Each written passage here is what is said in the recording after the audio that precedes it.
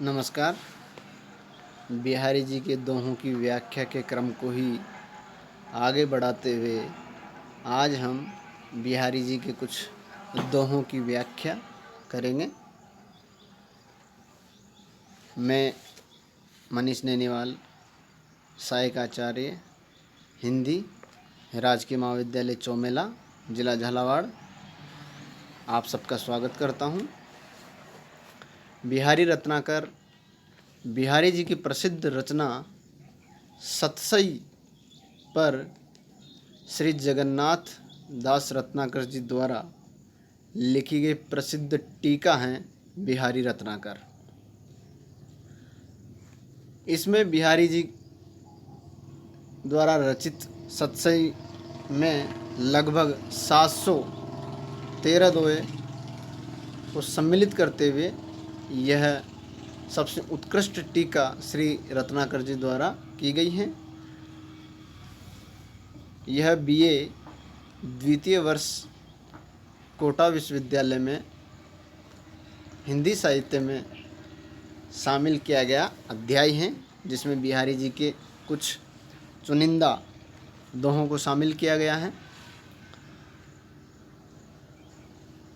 हम पिछले वीडियो से इसी अध्याय और इसके दोहों की व्याख्या कर रहे हैं। आज उसी क्रम को आगे बढ़ाएंगे और कुछ आगे के जो दोहे हैं उनके अर्थ जानेंगे। तो आज का दोहा है,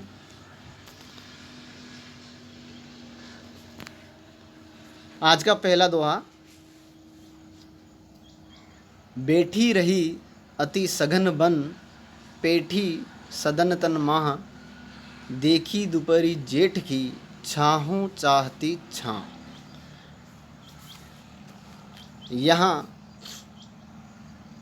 पेठी का मतलब भी पेठना या घुस जाना, छिप जाना, बैठना होता है। सदन तन, सदन यानी घर होता है। तन, सदन का तन यानी सदन घर, घर का पिंड यानी घर। माह यानी में, भीतर। छाहों चाहती छां यानी छाया भी छाया चाहती हैं। तो यहाँ सबसे पहले हम संदर्भ देखेंगे कि ये किसी नायिका का कथन है और नायिका यहाँ जेठ की दोपहरी यानी ज्येष्ठ माह में जो प्रचंड गर्मी पड़ती है उसका उल्लेख करते हुए नायक को संबोधित कर रही है या नायक को बाहर जाने से रोक रही हैं।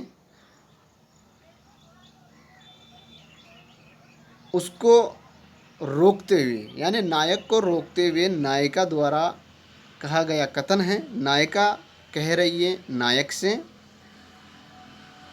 कि ये ज्येष्ठ का महीना है, देखी दोपहरी जेठ की। जेठ यानी ज्येष्ठ का महीना, गर्मी का,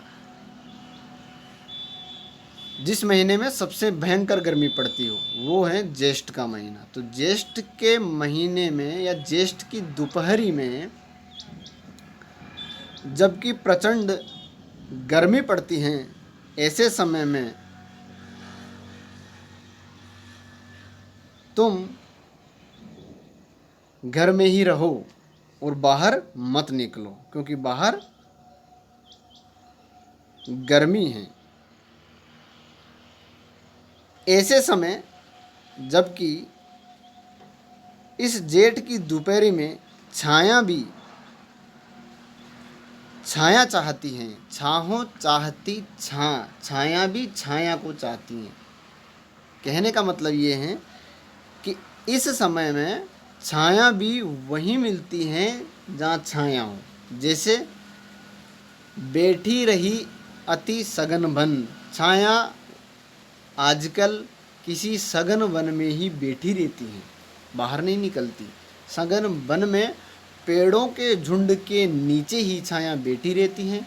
और पेठी सदन तन माह, और किसी घर के अंदर, किसी घर के भीतर ही छाया देखने को मिलती हैं।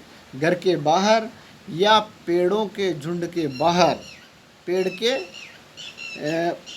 पेड़ से नीचे के अलावा पेड़ से बाहर की तरफ छाया देखने को नहीं मिलती।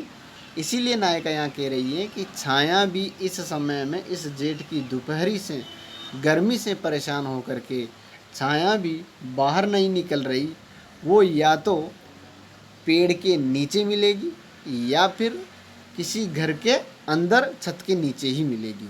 तो जेठ की दोपहरी के अंदर, क्योंकि सूर्य अपने सिर के सीधा ऊपर रहता है, तो छाया भी बिल्कुल नीचे की तरफ होती है, घर में छत से नीचे, यानी दीवार की छाया भी उस दीवार से बाहर नहीं निकलती।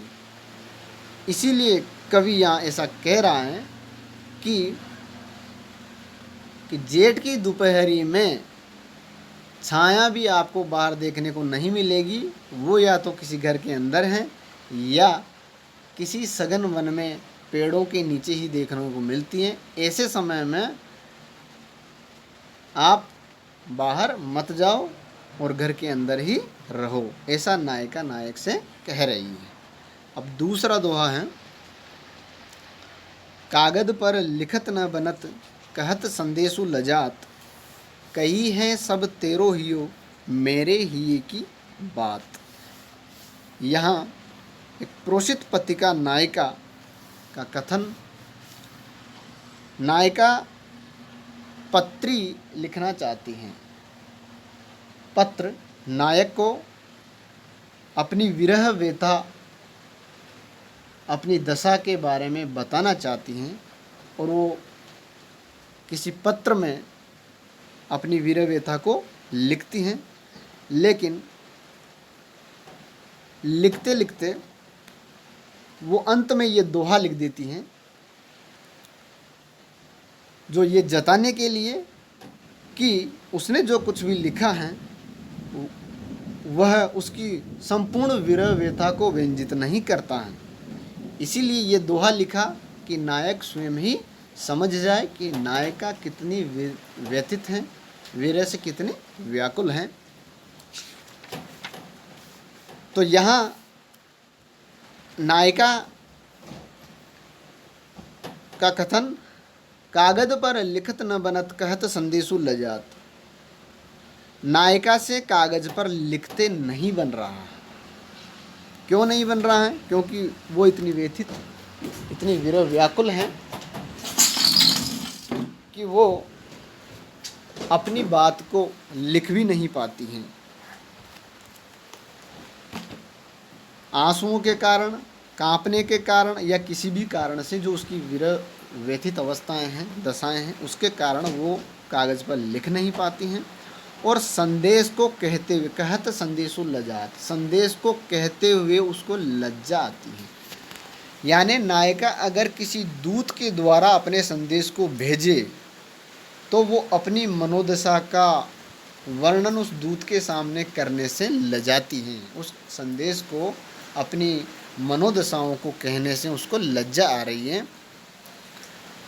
कही है सब तेरो हियो, मेरे ही की बात। इसके बाद नायिका ये लिखती हैं कि अतः मैं ये लिखकर ही संतोष करती हूँ कि यदि तुम विचार करोगे तो तेरा हृदय ही मेरी हृदय की सब बातें कह देगा। कहिए सब तेरा हृदय ही सब बातें कह देगा, मेरे ये की बात, जो मेरे हृदय के अंदर हैं। यानी आप अपने हृदय की व्यथा से मेरे हृदय की जो दशा है उसका अनुमान लगा लोगे अगर आप विचार करोगे तो। ऐसा नायिका संदेश में कहती हैं। इसके बाद अगला दोहा है, बंधु भय का दीन के को तार्यो रघुराई, टूटे टूटे फिरत हो झूठे बिरद कहाई। यहाँ रघुराई राम के लिए आया है रघुकुल तिलक श्री राम के लिए रघुराई शब्द हैं। तार्यो का मतलब होता है तारना, उद्धार करना। दीन यानी दीन, गरीब। बंधु यानी बंधु, भाई। टूटे टूटे फिरना यानी प्रसन्न होकर फिरना, गुमान में। टूटे टूटे प्रसन्न होकर, इतराते हुए फिरना, प्रसन्न होते हुए फिरना। झूठे विरध, विरध का मतलब होता है नाम, कोई बड़ा नाम हो जाना या यश, कीर्ति, उसके लिए विरध शब्द इस्तेमाल किया जाता है। तो झूठे विरध यानी झूठे विरध में कहा यानी कहलवाना, कहाना। तो यहाँ कवि बिहारी अपने ईश्वर राम से ये निवेदन कर रहा है या उनके बारे में कह रहा है या अपने उद्धार के लिए प्रार्थना कर रहा है श्री राम से। यहाँ किसी भक्त का वक्र वचन है। भक्त कहता है यानी बिहारी जी कह रहे हैं, हे रघुराई, हे रघुकुल तिलक श्री राम, बंधु भय का दीन के, किस दीन के बंधु हुए हो। का दीन, किस दीन के तुम बंधु हुए, यानी किस दीन का तुमने अब तक उद्धार किया है, किसके भाई हो। आज तक किसी दीन का आपने, किस दीन का उद्धार आपने कर दिया। और को तार्यो, किसको तारा, किसका उद्धार किया, किसको पार लगा दिया भवसागर से। को तारो यानी किसको तारा। टूटे टूटे फिरत हो, झूठे विरध कहाए। यानी श्री रामचंद्र को जो विरध मिले हुए हैं, कौन से विरध, दीन बंधु, दीनों के बंधु, और पतित तारण, तार्यो शब्द आया यानी पतितों का ये उद्धार करने वाले हैं रामचंद्र, और दीनों के बंधु हैं, ऐसा उनको कहते हैं, ऐसा विरध उनको मिला हुआ है। उसी संदर्भ में कवि कह रहा है कि ये विरध आपको झूठे मिले हुए हैं, क्योंकि आपने किसी दीन का, किसी पतित का उद्धार नहीं किया, किसी को आपने नहीं तारा है, इसलिए आप टूटे टूटे फिर रहे हो, प्रसन्न होकर फिर रहे हो झूठे विरध में। झूठे विरध में ही झूठे झूठे विरध कहलवा कर तुम टूटे टूटे फिरते हो, यानी प्रसन्न होकर फिर रहे हो, तुम्हें दिए गए ये विरध सब झूठे हैं। ऐसा कवि इसलिए कह रहा है कि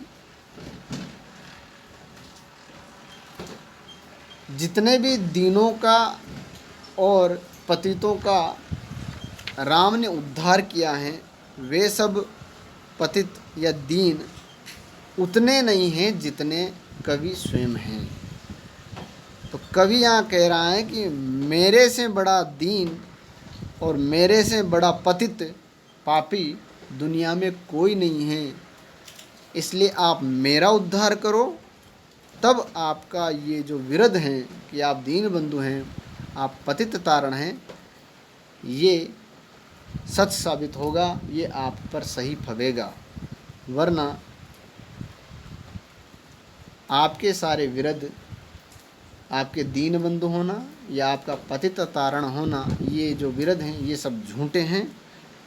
पहले आप मुझ जैसे पापी का उद्धार करें, उसके बाद ही ये आपके विरध जो हैं ये सही साबित होंगे। अब इसके बाद जो अन्य दोहे हैं वो हम अगले वीडियो में पढ़ेंगे, उनकी व्याख्या करेंगे। तब तक के लिए धन्यवाद। और इससे पहले इन जो व्याख्याएं आज हमने की हैं, इन तीनों दोहों के शब्दार्थ, इनकी व्याख्या आप अपनी नोटबुक में करें तो अधिक लाभदायक होगा। धन्यवाद।